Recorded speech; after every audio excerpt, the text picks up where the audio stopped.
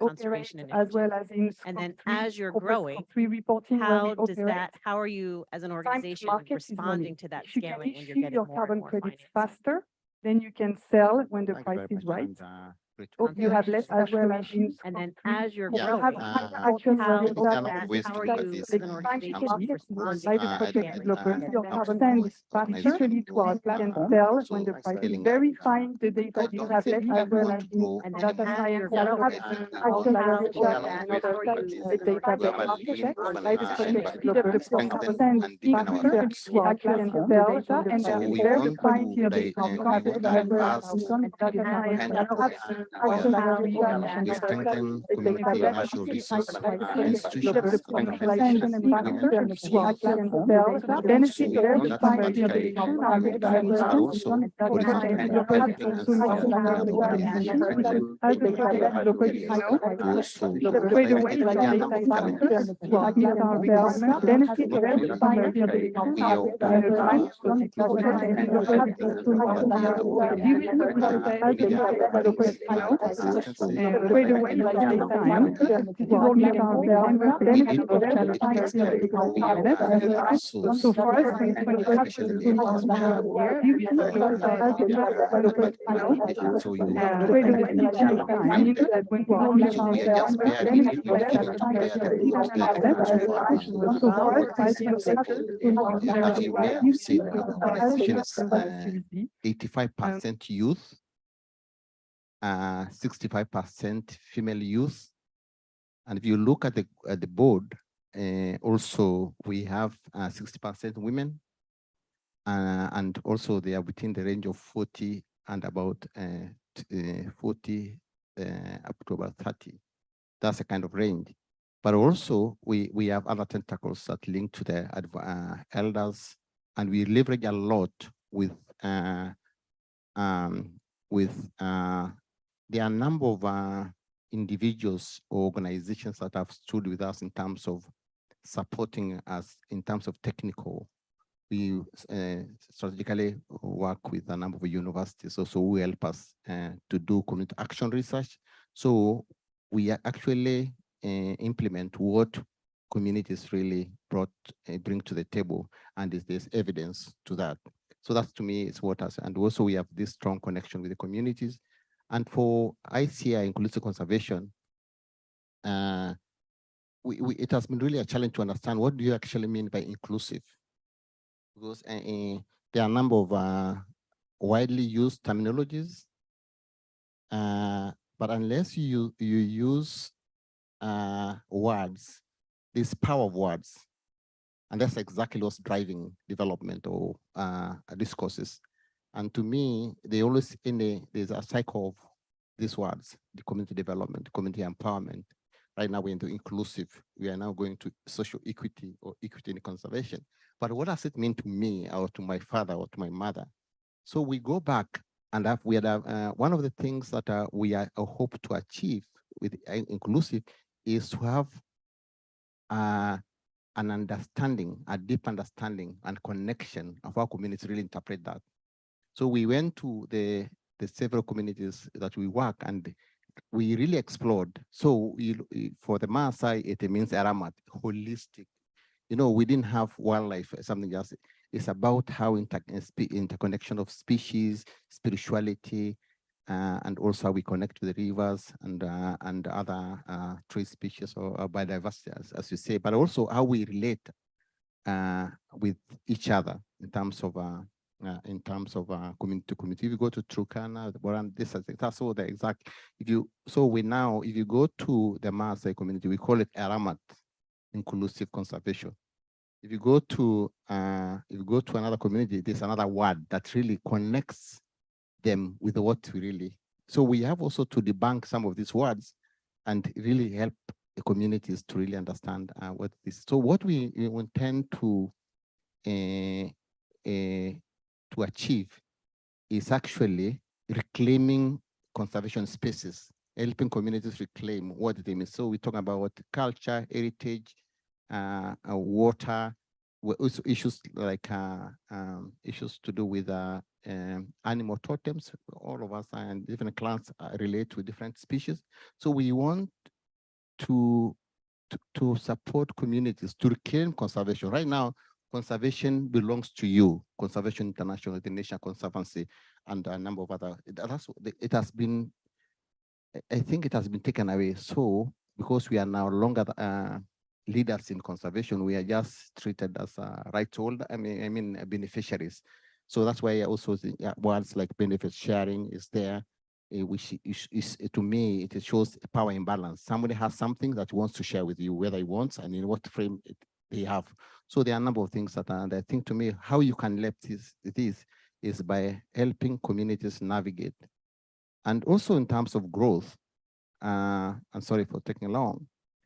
In terms of a number of donors are really so bureaucratic to the extent that it really creates a lot of it makes organization or indigenous people's organization to look track. You bring words like co-creation, but co-creation actually means drifting us using the power of money to drift us to what you really want. But it also need to build our negotiating power. So to agree, and ICI started about 2018, just before the pandemic. And I was thinking the kids that were born right now, and I always tell Louise and Christine, the kids that were born then are right now going to school. And we are still talking about inclusive conservation and up to right now. So thank you. That's how bureaucracy is. Thank you. Great. Thank you, Ole.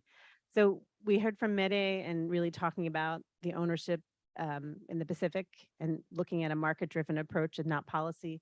We've heard from Ole and what does conservation mean and for whom. The bureaucracy that comes with a lot of these processes and the amount of time it takes.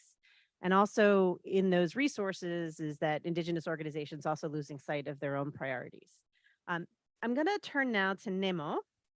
And Nemo, you are Guarani from Ecuador, a leader in Confeniai, an Amazon women's indigenous leader for Amazonia Verde. And it would be great if you could speak to indigenous leadership in the Amazon and specifically territorial defense in the context of Yasuni.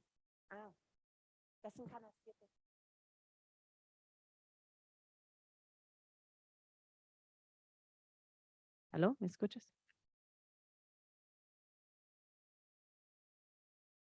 We lost the interpretation channel.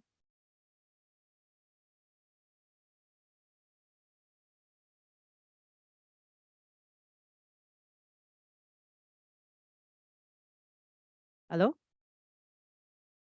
¿Las 7? Okay, yep, no, I will. So Nemo, ¿sí? ¿Se escucha?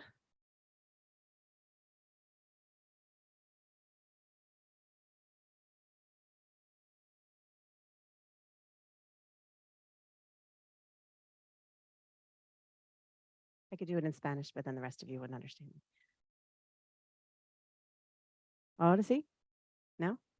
Okay. Sorry, Nemo.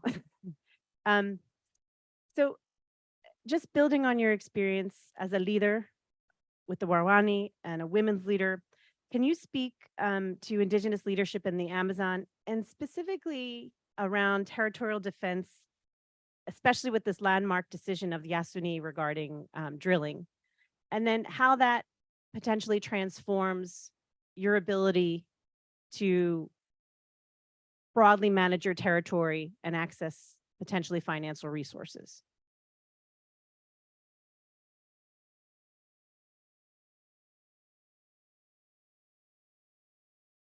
Buenos días, mi nombre es Nemo. Gracias por invitarme, estoy muy contenta de compartir mi experiencia y trabajo que hacemos las mujeres indígenas en el territorio de Ecuador, en la Amazonía. Actualmente soy dirigente de la Confeniai. Confeniai es una organización que representa a los pueblos indígenas de la Amazonía del Ecuador. Y yo lidero a las mujeres indígenas de la Amazonía.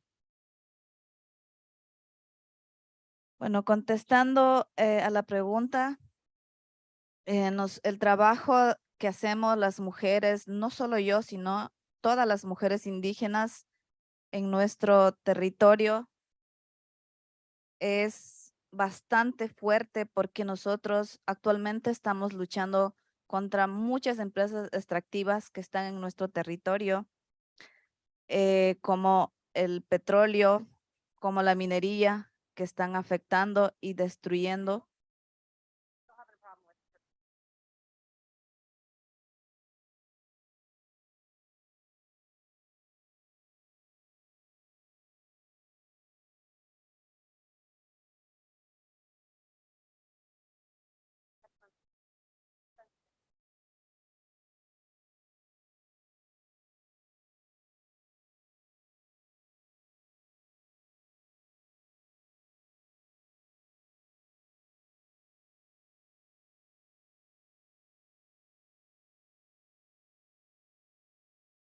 Como estaba mencionando que el trabajo de la mujer en el territorio es fuerte porque nosotros como mujeres, a más de sufrir la violencia en nuestro territorio, violencia espiritual, cuando llega las empresas petroleras, mineras a nuestro territorio, es fuerte. Y también vengo de un territorio donde el machismo es muy fuerte contra la mujer, pero sin embargo, eso no nos ha detenido para fortalecer y trabajar cada día enseñando a nuestra familia, enseñando a nuestras hijas que para nosotras no termina cuando nos casamos o se terminan nuestros sueños de ahí, sino más bien impulsamos a que los sueños de las mujeres llegue a más allá de la lucha constante que hacemos las mujeres indígenas, porque somos de resistencia, somos rebeldía en nuestros territorios, porque así nos han enseñado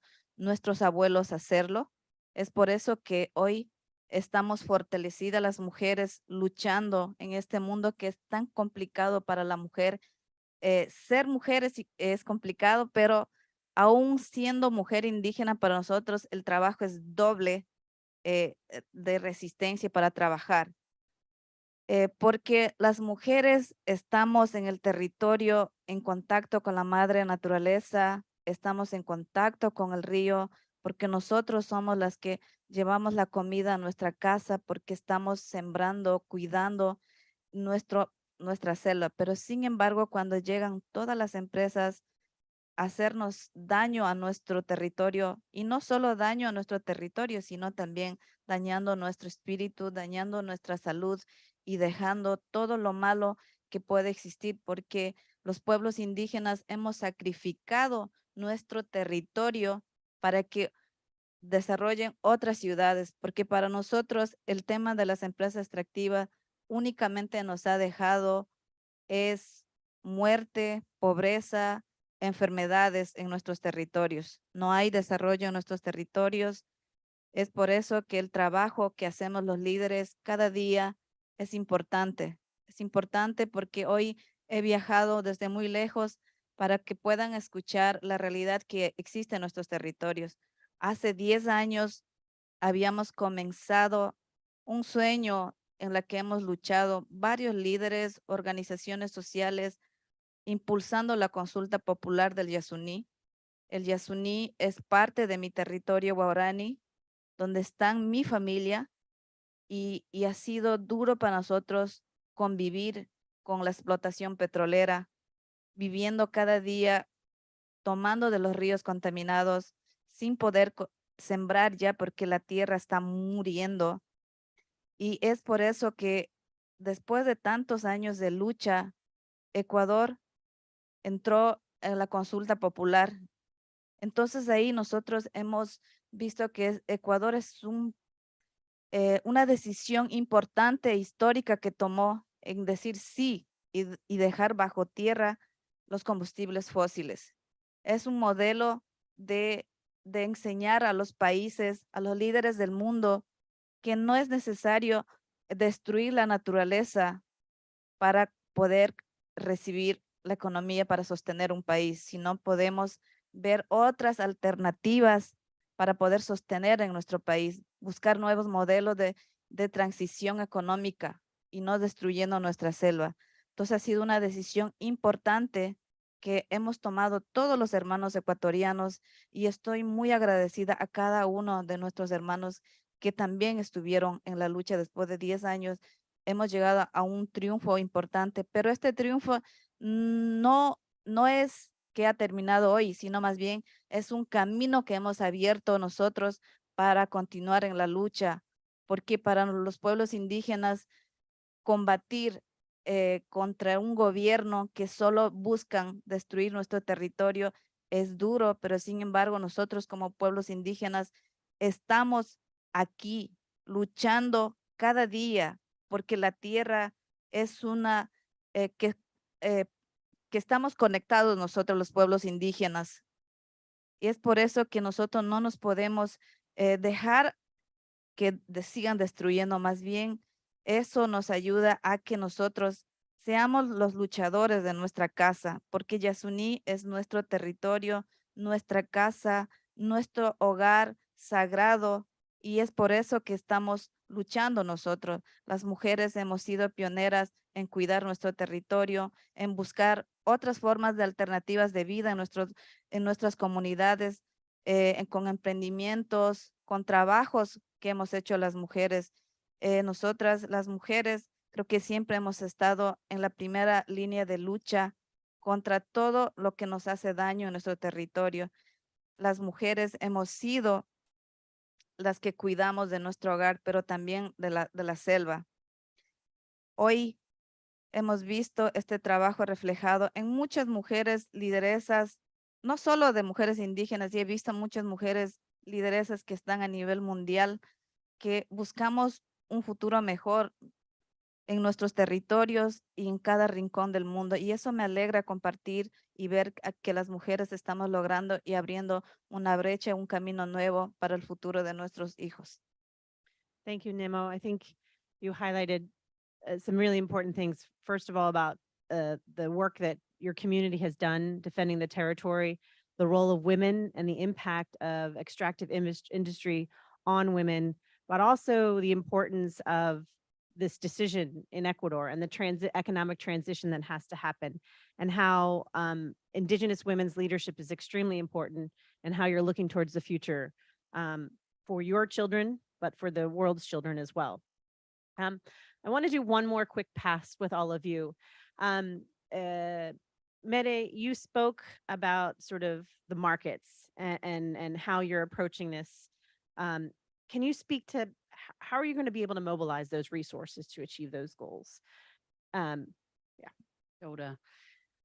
So as we all know, colonization has come with a lot of negative impacts, of which we've just heard of in the context of South America.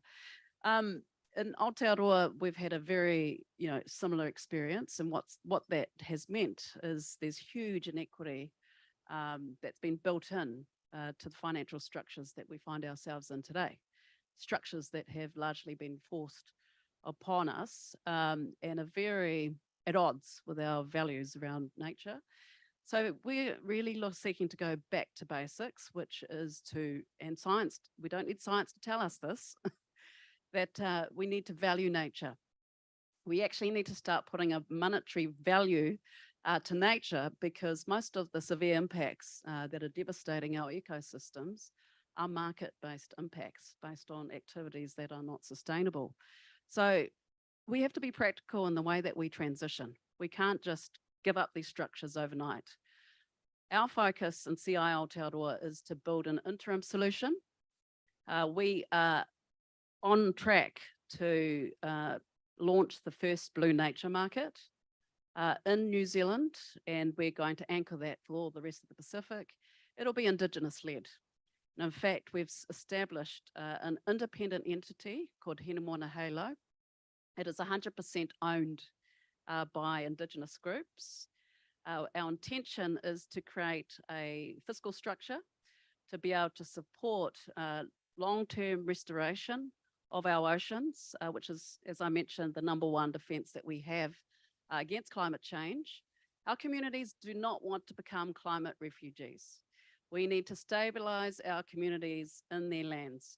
And the best way we can do that is come up with solutions that can, one, provide for prosperous economies, to ensure people have jobs, to ensure that we can pay for the critical infrastructure that is needed, whether that is independent energy systems, water systems, governance systems, the list goes on.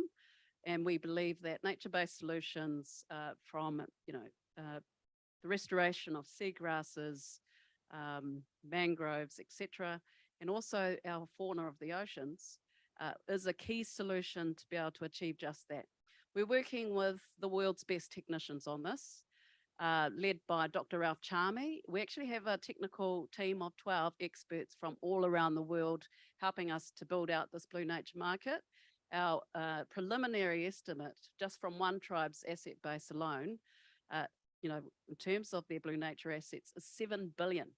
Now compare that 7 billion that we could potentially offer in the form of credits, carbon credits I'm talking about, compared to the 40 million that the New Zealand government is offering this tribe to be able to give up their claims to the actual assets. So this is a real opportunity that we're sitting on to create the kind of finance that our communities need to sustain themselves through climate change, because you know what? No one's going to be coming to help us. We're in the Southern Oceans, at the bottom of, bottom of the world. You look at a geographic map of the Pacific, what do you see? You don't see anything but space. There's actually thousands of islands on that map, and there's thousands of cultures, and they're rich. These cultures are ocean-based cultures. I'm Polynesian. My ancestors voyaged thousands and thousands of nautical miles across those oceans using only nature. We didn't need GPS. We didn't need sextants. We used the cycles of the oceans, the stars, the tides to be able to take us wherever we needed. We were the greatest trading empire of the Pacific Rim, barely 1,000 years ago. So it's about evolving a new economic structure that is market-based, because as I mentioned, we don't have time to wait for policies that are, of the day to come and try and implement good interventions. We are looking at 10 years before there's going to be huge migration from those Pacific countries down to bigger countries like New Zealand. So, Māori, we see ourselves first, our responsibility to build our local infrastructure to be able to support those communities once they do come to our shores, but ultimately to try and keep those communities where they are, where they thrive. As soon as people are dislocated from those islands, we are talking about one of the biggest, not only biological biodiversity losses that will be experienced, but also culturally. So yeah, we're on a mission. We have a financial target of raising 100 million. We're working with technicians on what that could look like. We do not want that to be a debt instrument. We want it to be fully hedged. We've already started engaging potential groups, I won't say who are willing to do just that. But really the huge opportunity here is to stabilize carbon markets, which we all know have been very unstable lately, to be able to put to the market a truly Indigenous-led proposition that is fully traceable, where your investment's not only going to increase the world's ability to store carbon, offset carbon, etc., but is actually going to ensure Indigenous communities can continue to be kaitiaki, be guardians, look after those local habitats. It's our best option that we have. And so just want to say one last point. When it comes to the structures that are currently governing our climate finance, the money's not getting out the door soon enough. And I actually do not believe it's going to leave those doors soon enough. So that's why we're going straight to market. We are looking at options to Vera and Gold Standard. We are looking at third-party assurance systems because we want to build a brand that stands the test of time. When we start businesses, we are looking at a 1,000-year trajectory. We think 7 generations ahead. All of our assets are collectively owned. So when you invest in us, there's going to be that community impact. And our project, Hinemona Halo, has 200,000 members behind it that are going to be supported by this project. We're only in now we're working with 5 major tribes. It's the first tranche of work. Once we've got the system up, we're going to make it available for all Indigenous communities across the planet. Kia ora. Thank you, Mary. And I even have a hard time summing up, but I think, you talked about getting back to basics, the need to sort of this interim plan and economic transitions, the importance of Indigenous led, right? The ownership by Indigenous people as you move this and looking forward to 7 generations. We are sitting here at Climate Week, and we talk about the future, but we can only talk about the present at this moment. So I think that's an important message. Ole, I want to talk to you because you talked about your organization, right? And you highlighted that 85% of your organization is youth and 65% are females, right?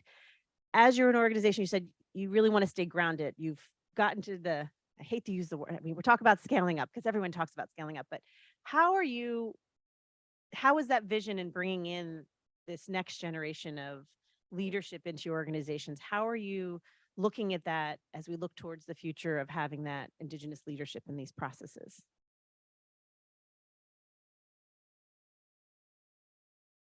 To me, I think there are a number of ways I can respond to that question. First of all, I think what the current education has done is create a disconnect between the youth and communities. And every year we receive about 1,000 plus requests from youth, Maasai, Turkana, who want to come back, but we don't have a space. So one way we are thinking about it, we're actually starting up an Indigenous leadership, traditional leadership academy, reconnecting youth back to community. So that will be, to us, I'm right now more or less just helping some of the youth to take up leadership, but I want to go back to now start up that kind of academy to help youth reconnect with their own community so it can become useful to their own communities. Communities cannot be developed, they can only develop themselves. And to do that, you need requisite skills and abilities that can really help community navigate what's happening, to understand, reconnect what we are talking here about climate change, what about the threats we are facing. So to me, that's a way, because if you see some of the youth, it takes about a whole year to retain and bring them back to us so that they have those needed skills.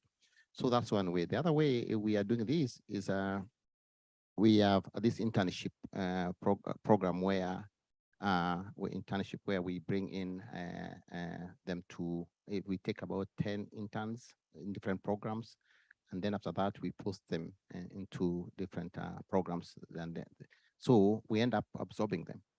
And it takes a lot of time, but donors don't want to hear that. They want people who are ready and ready to really just hit the ground and run. And it's not really, it doesn't help organization grow. And we also, and we are working with poor communities. The challenge we have in Africa is the basic needs are not there for communities. So and it's very difficult to build sustainable organizations because you really can't mobilize resources from within the community. The last drought really wiped out most of the livestock in East Africa and part of the Sahel. And currently, it will take, if you lose your herd, your assets, your assets, your family assets through a disaster like drought, it will take you about another 15 years to rebuild that herd, to be able to sustain your family. But you can't rebuild because every 2 to 3 years, there's another terrible drought. And you're dealing with a community that only have been looking to traditional economies or forms of livelihood to be able to sustain themselves. So the challenge for us and for future leadership is the community life. How do you strengthen community livelihoods and fertility so that communities are more vibrant, communities have hope, and the youth have hope to be able to be part and be useful, and they can be able to craft, because not all governments have recognized indigenous peoples. So we have that challenge of being recognized. right now, and of course, to 2030 visions, leave no one behind. If you are not in policy, then you are missing action, and that's exactly what happened. I don't think government will ever achieve the SDGs. I think that's an missed opportunity because a number of things are happening that they are not during the design of the targets. It is not really taken into considerations. Thank you. Thank you, Ola. I think you highlight some important things is connecting, making sure that youth are connected with their communities and bridging that in sort of the education system, opening up those spaces in your organizations, but also donors investing in building that next generation. And I think you highlight something really important is the importance of context and for others or organizations to understand how you need to build broader networks so that communities have that strength together, but also that organizations coming into any area really understand the dynamics that is happening in that region so they can more effectively engage instead of causing problems. Nemo, I'm going to wrap up this last piece of the segment. What do Indigenous women need from the larger global community to be able to support their families, their territories, and how can the global community respond to that?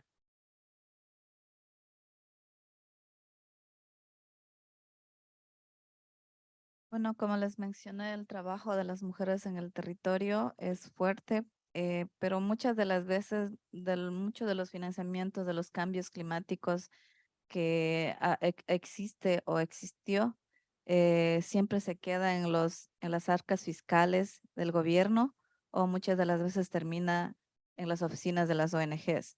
Entonces, a nuestros territorios llega muy pocos recursos y entonces esto ha sido un problema en nuestras comunidades porque nosotros queremos trabajar en nuestros bioemprendimientos, pero sin embargo no hay recursos para nosotras las mujeres indígenas en nuestro territorio.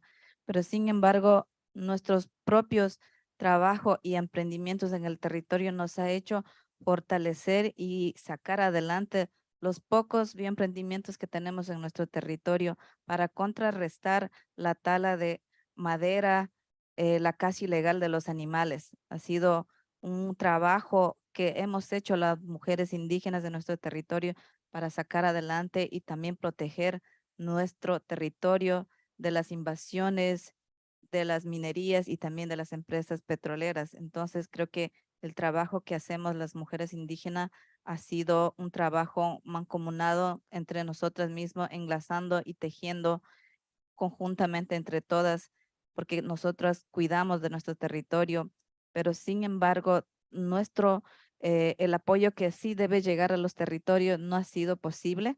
Muchas de las veces quizás nosotras no tenemos una entidad que quizá tenga o gestione directamente con los donantes o también los donantes no conocen la realidad de los pueblos indígenas y creo que ese detalle hay que seguir y mejorar para nosotros que lleguen los recursos a los territorios indígenas para poder sostener a la familia indígena porque nosotros ya no podemos seguir permitiendo que las empresas extractivas sigan destruyendo nuestro territorio y nosotros sigamos sacrificando nuestros bosques. Nemo, thank you. I think you highlighted an important issue is that the resources aren't getting to the ground and the important role that women have on the front lines in their communities to be able to respond to these issues. And many of that is due to the fact that they don't have the administrative capacity according to requirements or the bank accounts needed to do that and what has to happen to transform that. I'd like to thank our panelists and they will be around after the session. Give them a round of applause and we're going to transition to the next panel. Can I ask Luis, Steve and Beto to come join me?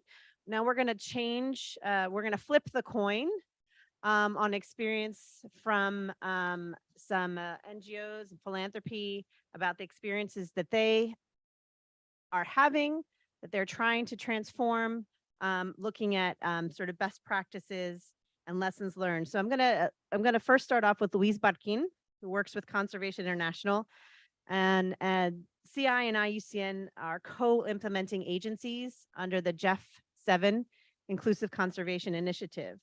So Luis, can you speak to the lessons learned and best practices related to Indigenous peoples and local communities' access to multilateral finance? Yes, thank you, Kristen. Hi, everyone. Yes, indeed, I'd like to cover also from the perspective of experience in facilitating access to multilateral finance from different experience. One, also with the climate investment funds through the dedicated grant mechanism for indigenous peoples and local communities.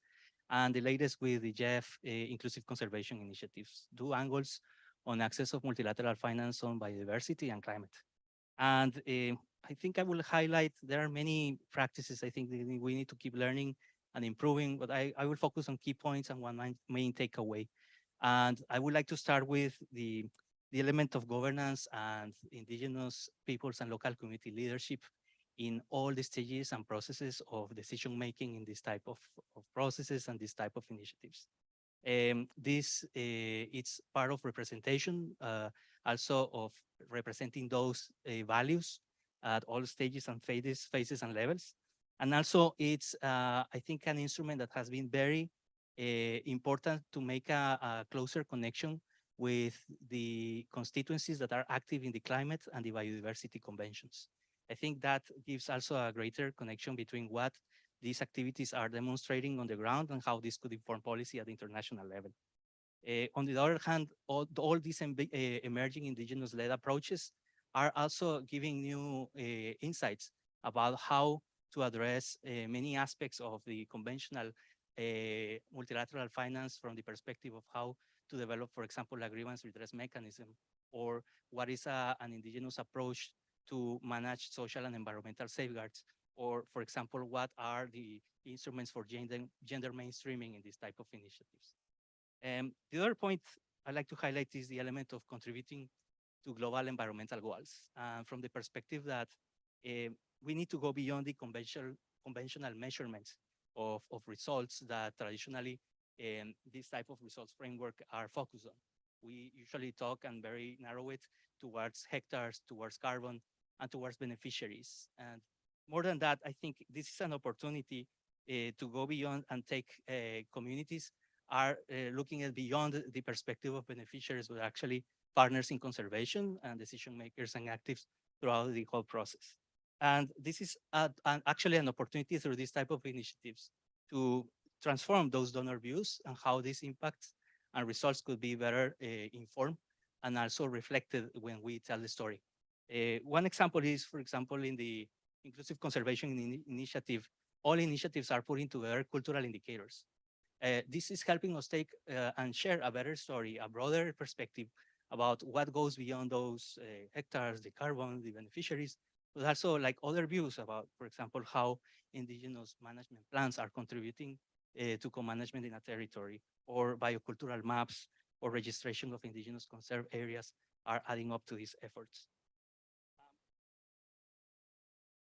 The other element to highlight is the element of access and adaptability to meet donor requirements. We talked a bit about this earlier, and the processes, the bureaucracies that take long, and the effort that I think we all are doing to really streamline and simplify many of these processes. And at the end of the day, I think the key message here is that plumbing matters. And perhaps this is not the most appealing topic that we want to touch based on these kind of areas, but it really matters in the sense that that's really what is going to truly help us mobilize and be more efficient in the terms of delivering resources to the ground and achieve impact as soon as possible. And this goes with at every step, no, from the startup to implementation, and with very basic things like making sure that information is accessible in all languages where we work with partners. So it's an element of constant rethinking, adapting processes, and fit it to the scope, purpose, size, and priorities of these initiatives. The other one is in effectiveness. This is really connected, and it comes to streamlining processes and how these type of initiatives are also helping and are truly helping us transform our organizations. Kristen touched base on this earlier when we started the process with the event, that I think this is a moment that I think climate finance needs to be reimagined of how it needs to be accessible for indigenous peoples and local communities, and that it's keeping us in pushing innovation and shaping up the next generation of how this should look like. There are many initiatives that are working, and I think we will hear more about how the power of partnerships could help us transform and achieve those targets in the future and in the present as well. And last but not least, the element of climate and biodiversity nexus. The biodiversity loss and the climate crisis are two sides of the same coin, and community-led solutions at the end of the day provide a holistic approach to address these two crises. So how can we take this into account? How this could help us demonstrate how the initiatives are contributing actively to national determined contributions to NBSAPs is very important, and it's very important how we collaborate collectively to communicate this effectively. And the final takeaway I'd like to share is thinking about, I mean, in this event, we're talking about access and scale, which is urgent, is important to bridge that gap. But I think it's important to also keep in mind that there are other factors to keep into account, that access and scale will take us to climate and biodiversity outcomes. There are other elements to keep in mind. And these elements, I mean, there are many, but I could list one is very important, is how the diverse of resources of funding to address the different types of needs of communities are very important, and that requires coordination among different entities to make sure that we are addressing the needs that are prioritized by communities. And the other is the different modalities of finance. We heard from Mary earlier about, and also other examples about how the combination of these modalities of finance could create greater impact if work and synergize together. Thank you. Thanks, Luis. I think you highlight some important pieces in this journey is really that Indigenous leadership and governance and decision-making, the importance of cultural indicators, bringing biodiversity and climate together on these issues, and the modality of finance. I'm going to turn right now to Beto Borges, who's with Forest Trends and who's working with the Indigenous Peoples and Local Communities-led People's Forest Partnership. And I want to hear from you, building on what Luis said, is what have been the lessons learned in driving large-scale private investment in community-based forest? And what have been some of the successes and challenges and recommendations you have in that experience?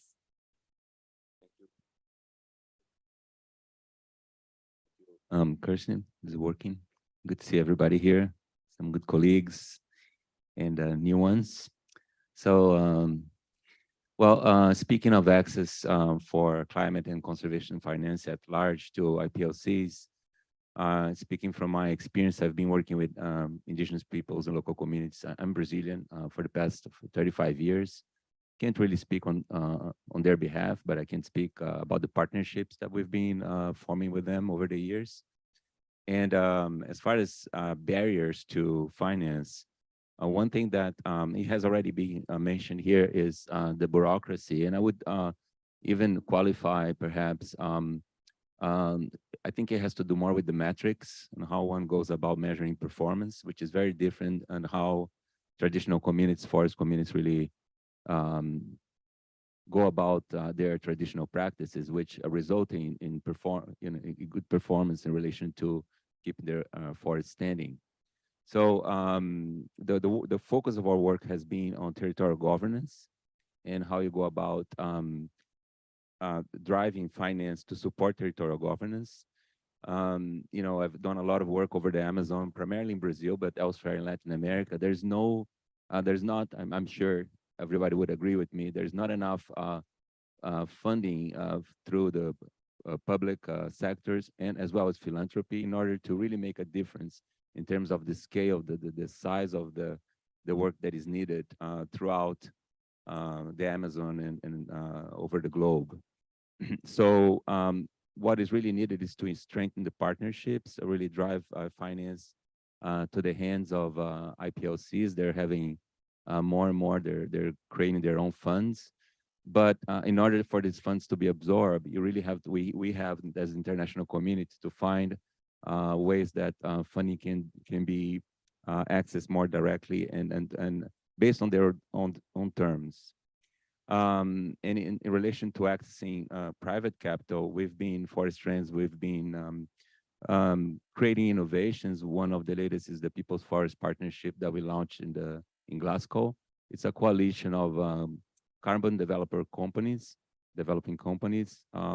So far, we have 3 companies that are members of this coalition: Wildlife Works, Everland, the Green Collar, as well as IP&LC's organizations, Indigenous Peoples Local Community Organizations, some of which whom are present here. Confeniais as part of that, as well as the Mesoamerican Alliance of Peoples and Forests, IDESEP, and others, as well as IPAC from Africa, and some NGOs as RECOF and Forest Trends.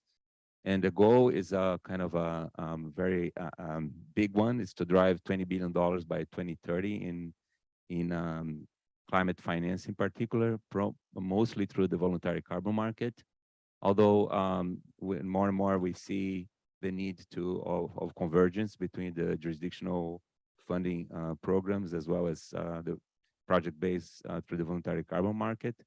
And what we've been doing through this partnership is to create principles through which best practice can be established.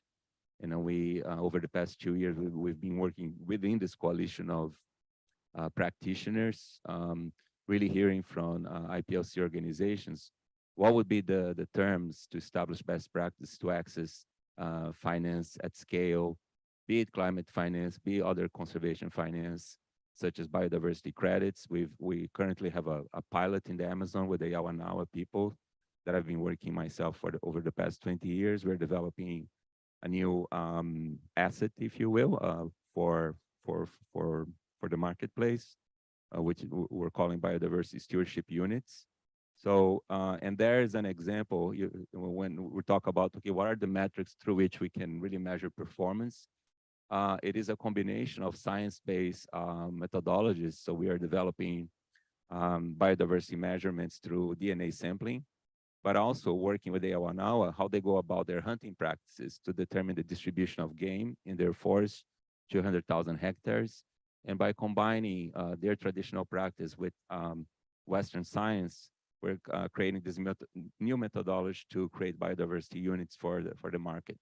So we're just finishing the methodology, so we will be hopefully launching it by COP. And as far as I think you know, of course, a lot has been said in terms of the problems with carbon finance, particularly in how it's been measuring performance and the relation to baselines and what have you. I think it's important for us not to throw the baby with the bathwater, right? Is that the correct way to say in English? So we have this market instrument. Why do we have a market? We need a market instrument because it has been said here, because public finance and philanthropy alone. I've worked for a foundation for many years myself, and we had an endowment, $40 million, and that wasn't enough. But we couldn't make a dent in making reaching the scale that is needed. So I think it's not time to kill the carbon market. It's time to really find its deficiencies and correct. And today we're launching. I'm happy to announce. I can't really say much more about right now, but 12 noon we're putting out a press release. Forest Trends and Everland Wildlife Works, we're launching a new carbon standard. It's called Equitable Earth, and wherein it is the main aspect of this new standard is that it's IP&LC centered. We are creating a coalition of IP&LC organizations to help create, design, and implement this standard. With due respect for the existing standards that are there, but none of which have been designed with IP&LCs at the center.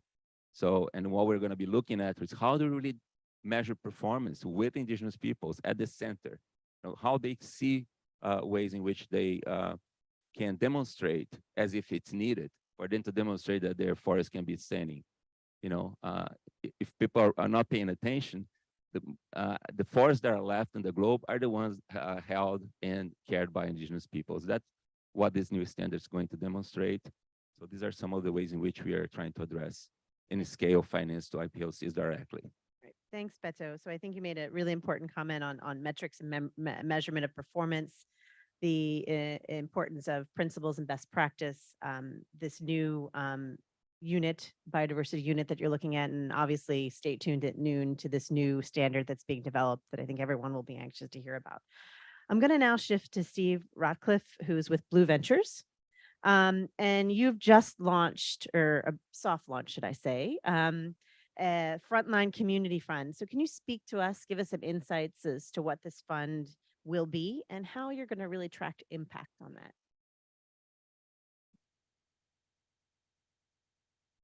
First hurdle, turning the microphone on. Well done, me. Thanks very much for having me. So yeah, Steve, I work for Blue Ventures. We are at the forefront of community-based marine conservation. We have for the last 2 decades worked with small-scale fishers and coastal communities around the world to rebuild tropical fisheries and restore ocean life. And for about 8 of those years, we've been passing through funding, so re-granting to community-based organizations on the front lines. And so we're sort of formalizing that a bit today because, well, not today, but we sort of soft launched the Frontline Community Fund, which is doing more of that re-granting and doing it better and doing it in a much fairer way than we have done. So currently we channel around $3 million a year directly through to community-based organizations around 14 countries. We're trying to do a lot more of that over the next 7 years or so. Because I think when we think about the ocean and users of the ocean, it's not the cruise ship industry or even industrial fishing. It's not offshore oil and gas or anything like that. It's small-scale fishers who are the primary users of the ocean. There are 100 million small-scale fishers around the world, and there are billions of people that depend upon them. And they're also they're the best place through lived experience and knowledge to actually find solutions to the ocean emergency in which we find ourselves. And so we sort of move towards supporting these community-based organizations. Where are we with this? Well, over the last year, we've kind of built a fund based around 3 principles. One of those principles is that it must be far more democratic than it was. Historically, Blue Ventures itself, an NGO that, yes, works in the Global South, but is ultimately headquartered in the UK, has decided which community-based organizations should get the money and how much they should get. Clearly, that's not fit for purpose. So we've sort of reoriented the organization along a hub model, and we have now 4 participatory panels in each of our global hubs that decide who gets the money and how much. And we're going to pilot the first one of those in Indonesia later this year, with a view to moving from this kind of soft launch where we started to talk about the fund and what we're trying to achieve to it, to a kind of full launch at the end of March next year, which will have the existing partners who we currently fund will move across into the Frontline Community Fund, and we'll also be showcasing the first group of new partners, because it's really not about Blue Ventures or the fund, it's about the organizations that we're providing financial support towards. The second component of the fund really is around sort of overcoming the transaction costs of directly funding community-based groups that donors have. So as Blue Ventures, we work across all of these countries. We have field staff embedded in local communities around the world.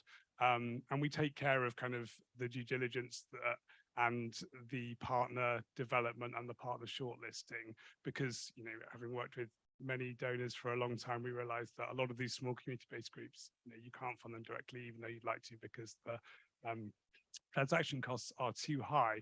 And the third bit really is around impact. And this is where the fund is slightly different. So although we provide multi-year, really flexible funding to community-based organizations, we also provide wraparound support, because community-based fisheries management, while it's a wonderful silver bullet for nature and climate, is pretty tricky to do in practice. And really, we found that more than anything, it relies on good data. So every organization that we provide financial support to, we also work with them to set up a kind of fisheries monitoring system that is participatory in nature. The guiding principle is that every fish that is captured by a fisher is also captured by a smartphone. So there are community data monitors in every community where our partners work, who start with the principle of a fish. Every fish gets measured, the value of it gets captured, it gets weighed, and its species is identified. And from that, that cascades upwards into a great picture of how the community fishery is functioning, which is fed directly back to communities. So every time a fish is captured, it's caught in a database, it's summarized and sent back. So that's really useful for the communities and the community-based organizations themselves, because adaptive management is really critical in community-based fisheries management, but it's also really useful for the funders who kind of want to see where their money has gone. And what that means is that we're not able to offer like fully unrestricted multi-year funding. It comes with a small string attached, which is that we work on a kind of data model so we can help demonstrate that impact. It's entirely up to the community whether they take us up on that or not. And I think all of them so far, I think the 42 partners we work with over several hundred communities have done. It's up to them whether they want to use the data themselves locally for adaptive fisheries management, or and if they mind it going kind of globally too. So that's how we try and deliver that kind of near as possible real-term impact.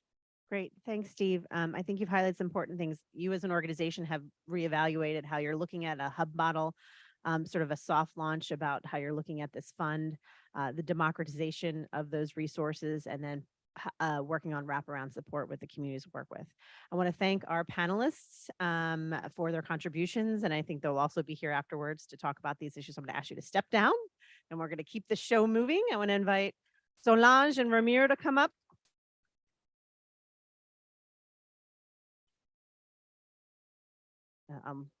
Yeah, you can stand. Yeah, so I want to I want to invite Solange, who is the Solange, the executive director at the Rights and Resource Initiative, to talk to us about what is needed to scale up Indigenous peoples and local community finance, and also to talk about the work of the power of partnership and the work of Path to Scale. So I'm going to give you this microphone, and you have about 5 minutes. Good. So I'll be very quick. Good morning, everyone. Thank you, CI, for the invitation. So I've been asked to talk about the importance of partnership and also the need for scaling up. What I would like to say first is, as Ole Kaunga said at the beginning, we really cannot thrive alone. And in Africa, we say 2 eyes are better than 1, meaning that we always need somebody else. You always need to work as a collective. And I think that's what we have been seeing a lot.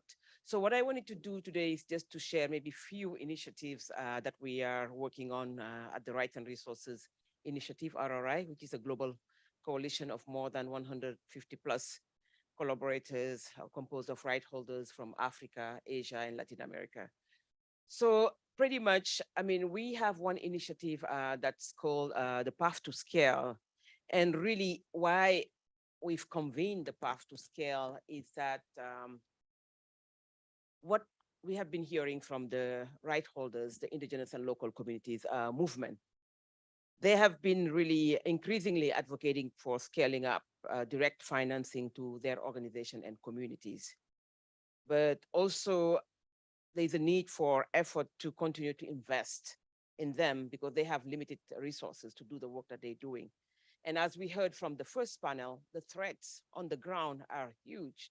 So definitely they need support to keep on doing what they're doing and how the way they're doing it well. And they need actually higher funding. And most of the time when we talk about right holders movement, people think about small grant. I think we need to move away from small grant to really higher funding so they can do better and more. So we convened in 2020 the Path to Scale because at that time also the donors had their own funding mechanism, but they never came along. And at the beginning, the Path to Scale was just convening the donors to really think together collectively. How can they come together to really support tenure rights? And at COP26 in the UK, in Glasgow, as you could see, the donors, they came together, they formed the Forest Tenure Funders Group, and actually they were able to pledge 1.7 billion to really support. So that's part of the scaling up. And I think it's great to see that the donors also are mobilizing, they're working together as a collective. And Path to Scale has, I would just say, change over time, but right now it's more the so-called intermediaries, and I will call them strategic allies, those who are really deploying fund on the ground, working with indigenous movement, but also trying to see how can they really think together, how can they complement each other in supporting the work on the ground? Of course, each institution has its own mandate, its own mission, but you just realize when it comes to funding, to avoid really double counting on the ground, it's important to come together. So that's where we are really with the path to scale. And actually tomorrow we're having a meeting, and actually we have right now maybe around 56 organizations, including Blue Venture, CI, Forest Trend, and other organizations, which is great to see, to reflect on how do we really provide funding on the ground? How do we scale up? And how do we make it fit for purpose? And that way, really, indigenous organization can have access to the funding. And so that's really what is happening right now around the path to scale. And I wanted to really share that. And we had two targets. While we're talking about scaling up, we this year launched a study, Who Owned the World Land? So what we realized, only 11% of ownership of land by indigenous communities and local communities and Afro-descendant. We need to change that trajectory. How do we make sure that at least by 2030, 50% of the land is legally owned or formally owned by IPs and LCs? The funding also is really important. And actually we did some analysis and we realized in order to really achieve the 30 by 30 target, just for the right recognition, we need at least 10 billion. And this is just for right recognition. And I know that IIED, they did a study and they were talking about 30 million, and the 30 billion, actually 30. And the 30 billion, it's about funding all the enabling conditions. So that shows that, when we talk about scaling up, it's about also scaling up the right recognition, but also scaling up the amount of funding. And I mean, regarding the challenges, I think the first panel touched on it, including also the second one. Generally, most of these funding, we are really seeing that local actors are not really engaging in the project design and implementation.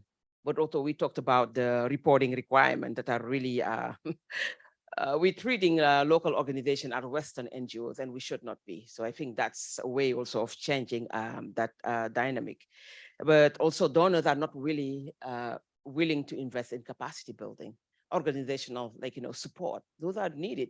I mean, even the whole overhead that they give, you see that it's very little, but they think that that overhead should help cover all the admin operational costs. So that also, I think we need to really move away from it. And just quickly on this, I wanted to share the RRI funding ecosystem that really relate to the scaling up around funding. So we have what we call the strategic response mechanism, and it's really to fund immediate threat or things that indigenous organizations have not had a chance to plan. And as you know, at the beginning of the year, each of us, we have our own budget, we have our own plan, but threat, they happen and it was not planned. How do you go about it?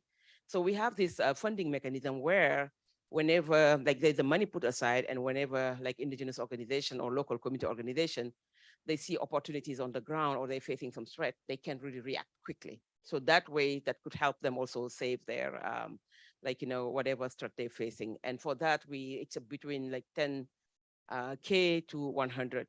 And as you know, also we as RRI, we created the tenure facility. And when we created the tenure facility, actually, what we realized is that there were many progressive laws and policies, but implementation has been an issue. So the tenure facility is really focusing on the implementation of right recognition. And that's also part of the scaling up. And right now, as you all know, the tenure facility is independent and they're doing great. And there's so many opportunities on the ground that they are picking up and helping on the implementation of progressive law and policies. And also, I mean, 2 years ago, we created Clarify, which is the Community Land Rights and Conservation Finance Initiative. And the reason why we created it is that the coalition members were saying, well, great that we have the tenure facility working on the implementation of right recognition. But if you look at the networks of indigenous movement, of local communities, there are thousands. I'm just going to take one example, AMAN, which is the national indigenous movement in Indonesia, the biggest one. AMAN is more than 2,500 community organizations. Most of the time, when we give funding, we give it to the umbrella organization. But if you start unpacking, you realize that those thousands of community organizations also, they need access to funding. How do you do that? How do you go about really collecting more money and making sure that they can have direct access to funding. So that's part also of Clarify, and it's great also to see these IP&LC-led funds that are emerging, and they're doing great. And I think what we need to really think about is how do we make sure that all those IP&LC-led fund, the fund that Forestland has put in like place, Clarify, how can we work together to really see how we can really scale up and attract more funding on the ground? And just maybe so this is just Clarify, I wanted to share that, but just to say that, I mean, as we're talking about scaling up, it requires collective action, people coming together, but it requires also more funding on the ground, direct access to funding. So basically, this is what I wanted to share. And again, thank you for the space. Thank you, Solange. I'd like to invite Ramiro Batsin up. Ramiro is Maya from Guatemala, is one of the co-chairs of the Indigenous Peoples Forum on Biodiversity, and also the executive director of Tzotzil in Guatemala. And I wanted to ask Ramiro to give some reflections of the conversation today regarding finance for Indigenous peoples. Okay.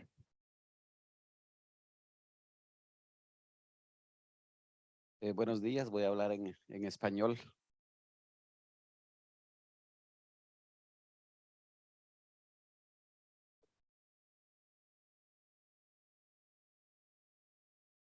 Bueno, yo creo que este es uno de los foros muy importantes, ya.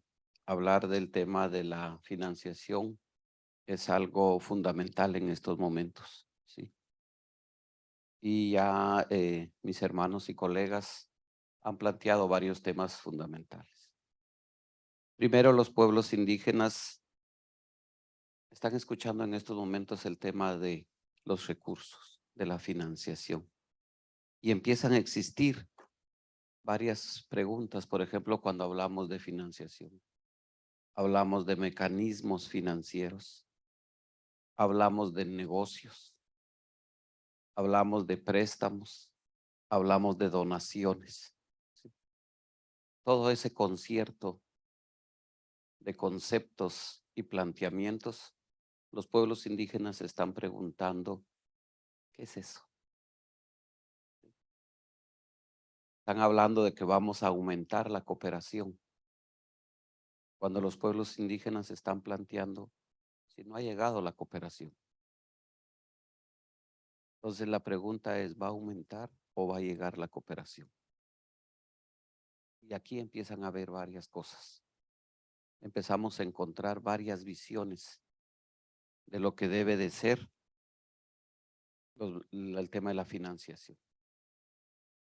Los pueblos indígenas están planteando, ¿sí?, el reconocimiento de sus tierras y territorios. Los pueblos están planteando el reconocimiento de sus derechos. Están planteando el fortalecimiento de sus organizaciones propias. Están planteando el tema de sus conocimientos tradicionales. Y hoy en día están hablando de la defensa, ¿sí?, de los defensores indígenas que están siendo criminalizados y asesinados. Entonces vamos a encontrar dos visiones. Y la pregunta es, ¿hacia dónde queremos ir? ¿Cómo podemos tener realmente una visión de lo que debe de ser la conservación de los recursos naturales? Estamos teniendo todavía dos visiones, ¿sí? Estamos hablando todavía de áreas protegidas, de otros mecanismos de conservación y de territorios indígenas. ¿Por dónde debe de ir esta cooperación? Y por eso digo que este panel es muy importante porque está hablando ya de la conservación inclusiva, ¿sí?, de esa conservación donde los pueblos indígenas deben de ser actores directos, ¿sí? Y cuando hablamos de directos, viene también esos mecanismos de cómo hacer llegar la cooperación a los pueblos indígenas. Y tenemos experiencias. Cuando no tenemos sistemas, cuando los estados no han llegado a los territorios indígenas, no están esos mecanismos para que se haga llegar la cooperación. Entonces tenemos retos grandes parados hoy aquí, hablando de que tenemos que cumplir el marco global de Kunming-Montreal al 2030 y todavía no hemos iniciado a definir cómo va a ser el acceso. Estamos hablando de los fondos del clima. Estamos hablando de los fondos de desarrollo. Pero todavía estamos hablando y la naturaleza se está destruyendo día a día. Es importante que podamos hacer acciones urgentes y que podemos hacer acciones propositivas. Los pueblos indígenas estamos planteando que de la mano podemos salvar el planeta, que unidos podemos salvar el planeta, pero tenemos que tener esa acción, tenemos que dar ese paso adelante. Y Conservación Inclusiva lo está dando y está diciendo, aquí hay un modelo, aquí hay una alternativa. No es la única, hay varias alternativas, pero esta es una, donde los pueblos indígenas están teniendo ese acceso, están desarrollando su propia gobernanza y están fortaleciendo sus derechos. Mateos Chive, gracias.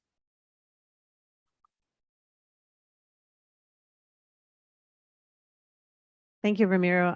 I think you left us with some great reflections of the visions we have, where we need to head, how that resources need to get to the ground. I'd like to invite Patricia Zorita to come up and give some closing remarks because we're just, I think, on the hour. Patricia, I'll leave the floor to you. Hi, everybody. Someone left a phone here, Ramiro. Okay. For those of you who don't know me, I'm Patricia Zurita. I'm the Chief Strategy Officer of Conservation International, and it is my pleasure and a huge responsibility, I have to say, to close this amazing event. You heard it today. Indigenous peoples and local communities have several key and instrumental demands to make sure that finance actually gets to them. As you heard it from Ramiro just now, it's not about scaling up, it's actually getting the finance to them and really adjusting the way that we are developing these financial systems. So they are effectively responding to what the needs Indigenous people and local communities have. You heard it from Mary and Nemo and everybody who has participated. We need to adjust the way that we're thinking financing. We have to start by, unfortunately, keep hammering on the fact that we have to recognize Indigenous peoples and local communities' rights, territories, their knowledge, their wisdom, the way that they're managing their land, and how we need to start learning from them and working with them on their terms.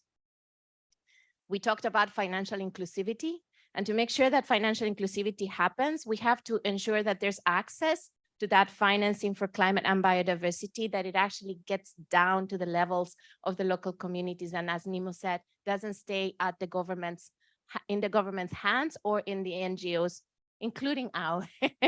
And we can truly transfer that as easy and quickly as possible.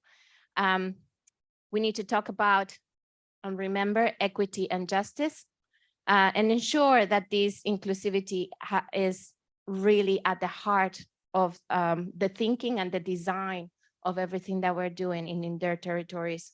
And that financial inclusivity and thinking about their equity and the justice that we have to have, thinking about the impacts that they are bearing because of the loss of biodiversity and the impacts of climate change, have to be at the heart of the design of these systems. Partnership and collaboration, you heard it, you said it. We cannot do this alone. We have to do it together. And we have to leverage the knowledge of each other, the knowledge of local and the knowledge and the wisdom of local communities and Indigenous people, but also the access and the connections that we have in the West to make sure that we can actually join forces and turn things around. Multilateral financing will need to develop and adapt their financial mechanisms to allow for direct access. And Kristen very quickly and at the beginning said, we have to get rid of the bureaucracy. We have to redefine the mechanisms that enables them to really have access to this financing, understanding that impact needs to be measured, but that impact also has to have the cultural values that Luis mentioned, and that we're not only looking at the measures that we hold ourselves accountable to, but also the measures that they have in their own territories and their own systems. resilience and adaptation is incredibly important at this time when we are looking at these communities being the ones who are going to bear the greatest impact of climate change and the loss of biodiversity. So how do we make sure that this financing moves quickly to prepare them, to get them more resilient, to become more adaptable to the changes that we're seeing? There's a huge effort that we have to make in terms of education and building capacity. And it is that hand-holding and building up these relationships that are built on trust and that enable us to really create the mechanisms to build up these partnerships and make sure that the financing really gets to them. And the last thing is storytelling and advocacy. I think we have to keep telling and elevating the information and the experiences that we're having with all of these indigenous groups all over the world with their voices, with their knowledge, with their perception and experience, with their complaints and with their demands, and us enabling that to be heard globally, so then we can start changing the systems. So, as Luis said, this is a crisis that has two sides. Nature and climate have to go hand in hand, but they cannot go hand in hand unless we actually work together with the people on the ground who are the true stewards of these resources. So with that, I just want to say Conservation International is committed to these ideals. We have been working on indigenous issues with indigenous people, led by them for years. And we will continue to work together to not only scale up, but particularly make sure that these financial flows get to these communities as fast as possible all over the world. Thank you all for being here. And thanks so much, Kristen, for you and your team for raising this issue that is so important.